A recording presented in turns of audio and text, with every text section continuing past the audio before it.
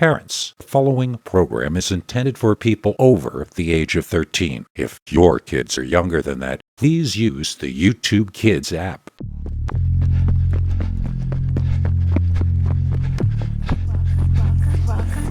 Welcome to Scary Stories, the channel that tells you scary stories. Peter Bernard's Scary Stories for Adults.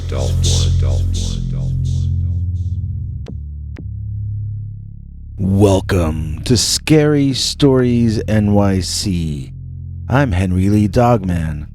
Bigfoot is vacationing in the Himalayas with the Yeti. On this episode, we've got 3 all-new Dogman stories, and very good ones too if you ask me. Before we get started, let's take a moment to thank today's executive producer, Lycanthrope 4000, one of my own people. Thanks, Lycanthrope. We couldn't do it without you. If you would like to be a Scary Stories executive producer like Lycanthrope 4000, then just join our very affordable paid subscribers club at peterbernard.com. And now, for a story that's very similar to one of my own nightmares. In it, I'm trapped in a tiny cave, just large enough to get into. Outside, well, you know what's outside, and that's why we call this one Trapped in a Cave by Dogman. Dear Scary Stories NYC, I have a Dogman story for you that was the most terrifying thing that ever happened to me. I nearly didn't live to tell the tale. When I was younger, I was very, very skinny. People who meet me now don't believe that part of the story because I've put on a few pounds since then. But it's true. In fact, I might not have lived to tell you about the Dogman if I had been any heavier. This happened when I was 15 years old, and I was spending the summer with my aunt in Virginia so that my parents could fight with each other in privacy. Aunt Letty was a cat lady, but that's not an insult coming from me. She had 8 cats, but she had a big enough house for it, and she had a high-powered vacuum cleaner too. Aunt Letty pretty much got up in the morning and started cleaning out cat litter pans. She'd start on the top floor and work her way down. It seemed she had one in every other room. By the time she made it down to the basement, it was bedtime. In the morning, it all began anew. Aunt Letty tried to get me to eat more because she was concerned about how skinny I was. I didn't care. I felt fine, and I was just built skinny for whatever reason. One day, I was out wandering through the woods near Aunt Letty's home when I discovered a vertical crack in a rock that seemed to lead into a small cave. I thought I might be able to slip into it, but it would be a tight fit, so it didn't seem worth the risk. If I got stuck in there, who would get me out? I walked on, and at some point later, I smelled a very large animal nearby. I knew it wasn't a house cat or a raccoon. I knew something big was in the direct vicinity, and so I stopped to listen and look around before proceeding. I was expecting maybe a deer, but I suspected there could be bear or mountain lions around there. I mean, I had no idea what kind of animals lived in Virginia. Maybe it was an elephant around the next tree for all I knew. All I knew for sure was that it suddenly smelled like the zoo. After what seemed like a very long wait to me, I heard nothing at all. Absolutely nothing. That smell was still there, though. It was unmistakable. But if there was no noise, how could anything actually be there in the woods? I smelled my own armpits to see if it was me, but no. It was really something that had to be very close by somewhere. By this point, I was really curious. I decided to try to walk toward the patch of trees that I most suspected of hiding the source of the odor. Maybe it was a deer. Maybe I was concerned over nothing. I felt like I just had to know. I was dying to know. Step by excruciatingly slow and quiet step, I moved inch by inch forward, desperately wanting to see what was creating that odor. I was passing a patch of trees to my left, but the ones I felt should be my goal were still about 20 or 25 feet in front of me. And that was when an immense dark gray dog began barking into my left ear loudly and repetitively. I fell over sideways, getting away from the thing. I didn't even see what tree it had been hiding behind. It was almost as if it appeared there by magic. I can't believe I didn't drop to the floor unconscious right on the spot. Sometimes you get lucky and your internal bodily mechanisms take over, and I guess that was what happened with me that time. I ran away instead of fainting, and that dog ran after me, but on his hind legs, not on all fours. It ran the way a bear walks, but far more gracefully. The upright dog was barking at me, baring its teeth, snapping at me, keeping me running away. It would occasionally stop and allow me to feel like I was getting away, but then he would quickly close the gap and snap his giant jaws at my face, missing by fractions of inches each time. It felt like I was being herded. Remembering the cave, I kicked some dirt in the dogman's face and jumped a small hill to get some distance between me and him.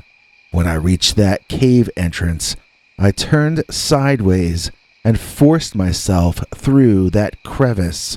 It was extremely uncomfortable, and I got stuck 2 different times, then having to figure out how to contort myself to move a little further, then a little further still. I barely had time to squeeze myself into the crack in the rock, and I was back in the cave area, which was just tall enough for me to stand in and had no other passages leading off. The entire depth of the thing was maybe 4 or 5 feet. My body ached all over, especially the back of my skull, which was probably too large to have fit through the area that I just slipped it through. I was rubbed raw pretty much all over, but nothing major, and I had bigger problems to deal with. That dogman was on me in an instant, reaching its claws in and nearly scratching me up. I was able to push myself against the back wall of the cave, which was not smooth, and in fact was a painful thing for me to be doing. I started to feel like everything was utterly hopeless, and I began to weep. I couldn't help it, and I know some of you will laugh at me for being honest about that. It was the scariest moment of my life, but also the saddest, because it felt like everything was about to end. Even if the dogman left, would I even be able to get out the way I got in? Well, Aunt Letty came looking for me. I heard her calling me, and I started shouting at her to stay away. Between the two of us screeching, the dogman got fed up and ran off. Eventually, she figured out where I was, and she went and got one of the men who lived nearby to come back with a pick, like they use in mining. He whacked at that cave entrance until he had made it a lot easier and less painful for me to get out than it had been to get in. From what I've heard, that crevice has been filled in with concrete in the years since. I wouldn't know. I haven't been back there for decades. I suppose it's a better idea that it be filled than left open. But if that tiny little cave hadn't been there on that day, I probably wouldn't have survived being trapped in a cave by Dogman. Dogman damaged my reputation. Dear Scary Stories NYC, I have a message for your viewers. If they see a dogman, they should think carefully before telling the world about what happened. I didn't, and that's why Dogman damaged my reputation. I'm a long-time Bigfoot hunter, 17 years this coming August, although I have never in my life seen a Bigfoot or anything even closely resembling one. Well, besides my former mother-in-law, that is. I had heard of Dogman, but seeing as how werewolves don't exist, I didn't take the stories about Dogman very seriously. The irony of that, of course, is that I've now seen a Dogman, and on my own property as well. At least, I think I did. What I mean is, I was wandering through the small forest out in the back of this property that my second wife and I bought about a year ago. It's a rather small lot, but it's connected to a much vaster property that's owned by another family. We have no wall or marker delineating where my property ends and his begins, and I didn't have a land surveyor with me when I saw the Dogman, so I'm not really sure if I saw it on his property or on mine. I'm pretty sure it was mine, but I'd bet I'd be a lot more likely to run into the creature again if I had access and permission to search on his. That's why I went to my Bigfoot hunting group, who I thought were also my friends, and I told them about what I'd seen. I'll tell you what I told them. I was walking through the trees and heard a distinct sound of someone else walking in there as well. I froze because I realized I might not be on my own property any longer, that I might be trespassing. Looking around, I noticed that while I had been strolling and daydreaming, the sun had gone down, and it was now becoming night. I wanted to basically turn and jog home, but I didn't want to draw attention to myself if the other person there hadn't already noticed me. So I stood still and I listened. I'm sure I didn't look like I was acting guilty at all. After a while, I could tell that there was someone walking to my left, but they were walking toward my right. I could not only hear the crunch of the footsteps, but I could hear the guy panting as well. Acting like a criminal, or maybe like prey, I ducked behind a tree so that hopefully I wouldn't be seen. When I heard him pass by, I dared a peek, and what I saw caused me to gasp out loud and totally give away my position. It was a wolf, but it was walking upright, like something out of a horror movie. It had gray and dark gray and brown fur all mixed together, and its tail reminded me of a squirrel's tail, but of course much larger. Its head looked just exactly like any other wolf's head, except this one was standing there on his hind legs, and he was walking. If I hadn't peeked, or if I had been more mature in my reaction to peeking, then I might have been just fine. Just a few more seconds of staying quiet, and that dog would have passed. Then I could have walked home at my leisure, and it would have been a non-event. But no. I looked, and I gasped, and that upright wolf turned and glared at me. His eyes were at first dark, then they enlarged into glowing orbs in his head, just distractingly bright. I turned and ran, screaming for someone to help me. I screamed as loud as I could, then I found it hard to have the breath to both scream and run. I chose to stop the shouting and just try to get away.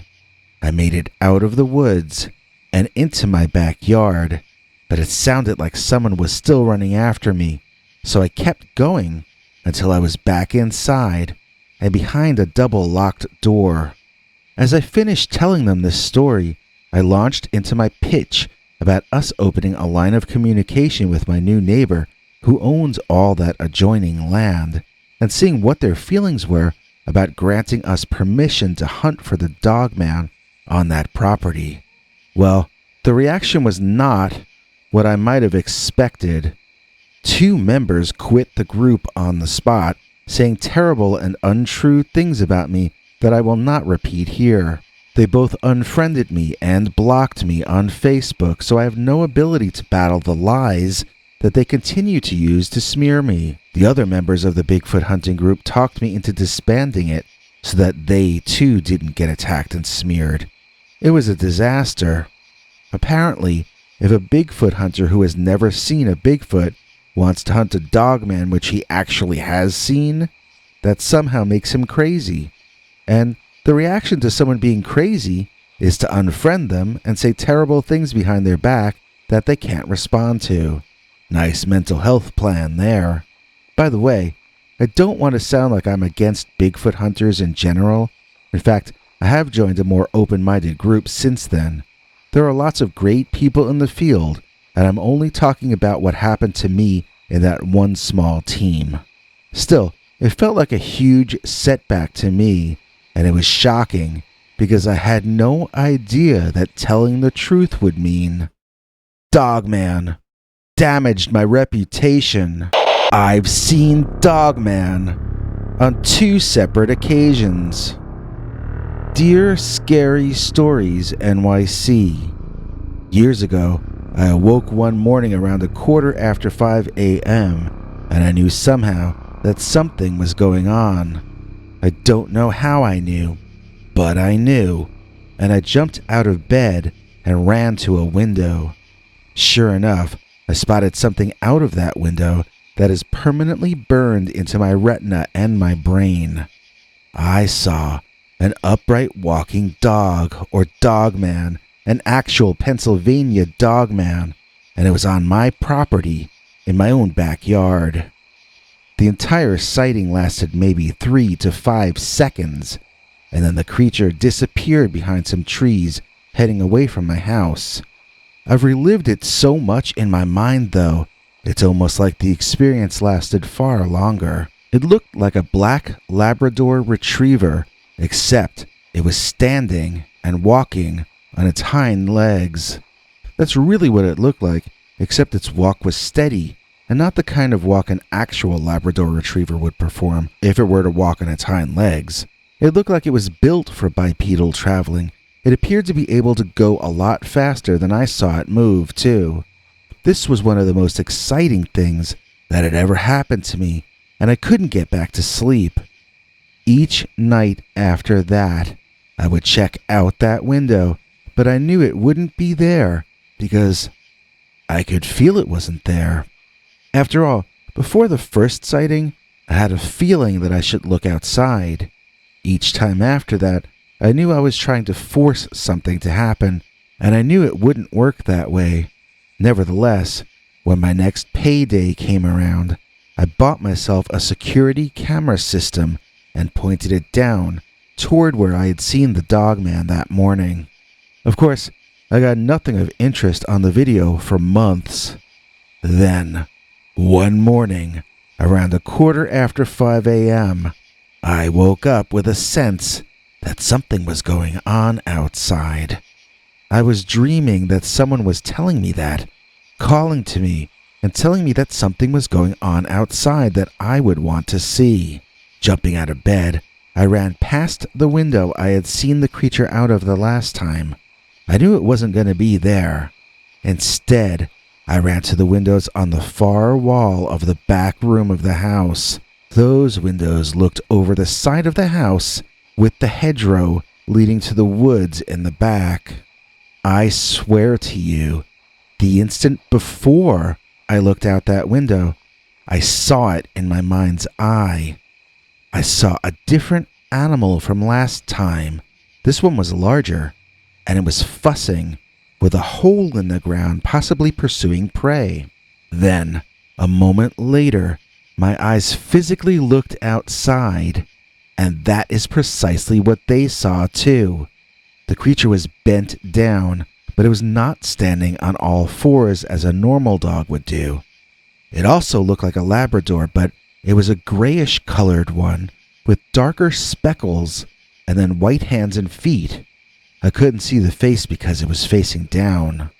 All of that I took in quickly, and then I ran back, slipping and sliding in the socks I had fallen asleep in, back toward my room where I had left my cell phone.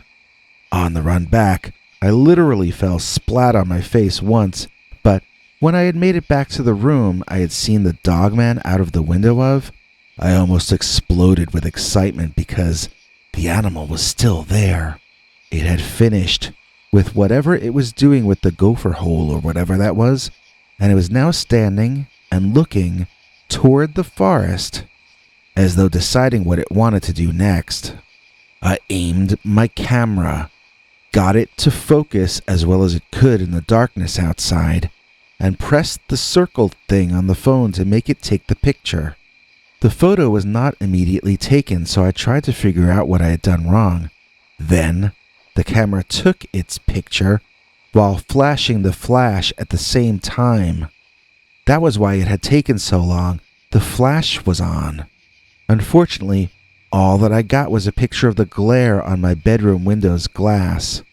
As I fiddled with the phone to turn the flash off again, the Dogman began barking at me in a vicious way. I guess I would call it in a threatening way. My flash had alerted him that I was there. I had really blown it. The gray, speckled Dogman took off, running away on its hind legs, while I was still trying to get my phone ready to take another photo. I thought briefly about getting a security camera or a trail cam to put up around that side of the house too, but then I realized it was never going to catch anything by accident. Besides, I always know when one of them comes near.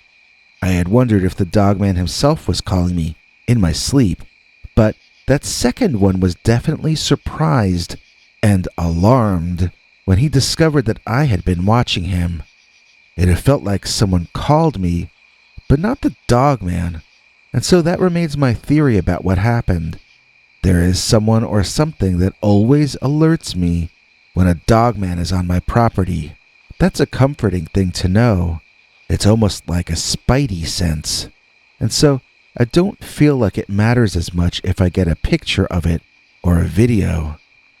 That having been said, I bought a phone with a telephoto camera because I've seen Dogman on 2 separate occasions. And now, get ready for an all-new, completely uncensored, slightly bloody, and absolutely terrifying new Dogman story. Oh, wait.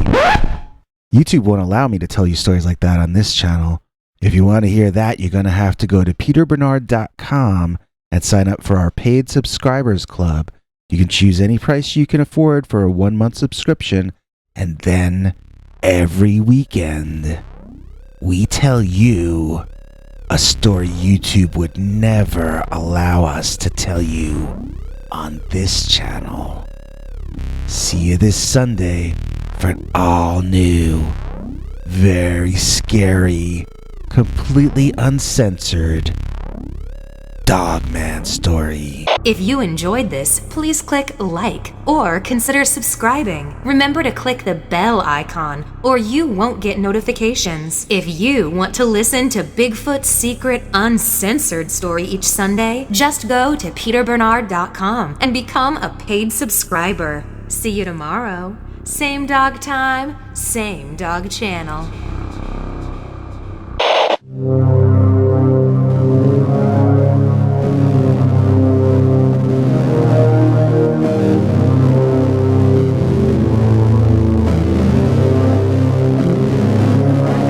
Come back for more scary stories.